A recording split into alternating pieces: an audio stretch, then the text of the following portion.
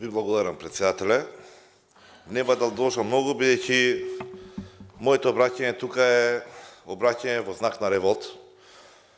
Не е важно дали сте ние изреволтирани и нема да бидеме никогаш поизреволтирани отколку работниците, бидејќи власта повторно ги излажа.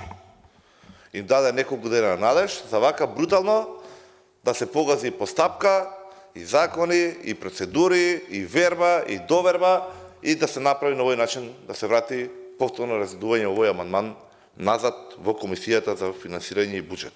И јас навистина не можам да разберам зошто владата го прави ова на нашите колеги пратеници. На крајот на криштата можеше од тука да помине во влада, постапката е таква, на влада ако имаат толку храброст, нека го вратат назад и дека речат нема пари за работниците. А не да не ги ставаат колегите во ваква непријатна ситуација. Не сме ние совршени, но имавме овдека жолчни дискусии, кавги, надмудрувања, аргументирање и така натаму, резултирало како што резултирало. Амандманот беше прифатен. Имаше некои што не беа прифатени. Неколку други амандмани исто така беа прифатени. Имаше и комисиски амандмани. Зошто се казаше вака?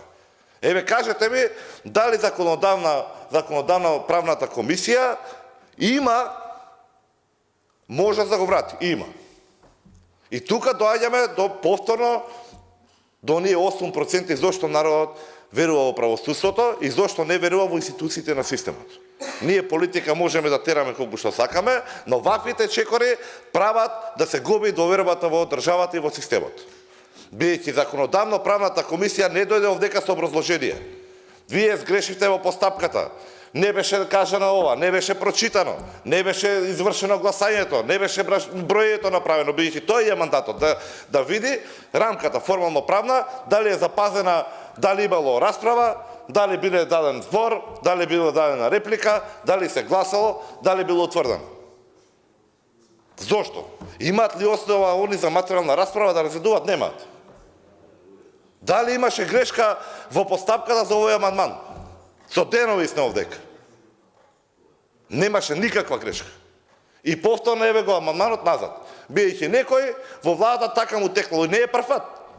Јас се реагирав и за еден друг случај на пленарната седница, кога материјалите ниту ние, ниту колегите од мнозинството ги има, заменик министерот вика, ај, таа е мала, не овој заменик министер за економија беше, да не бидам погрешно сватен, се извинувам.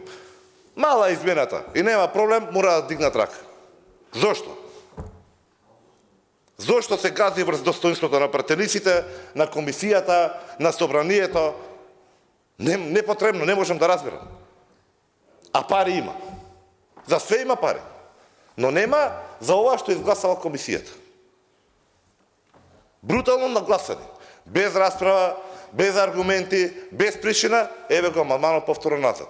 И дали има воопшто ние поента сега да укажуваме на истите аргументи, дека се потребни, дека има основа, дека има пари, дека непродуктивните трошоци растат и така натаму.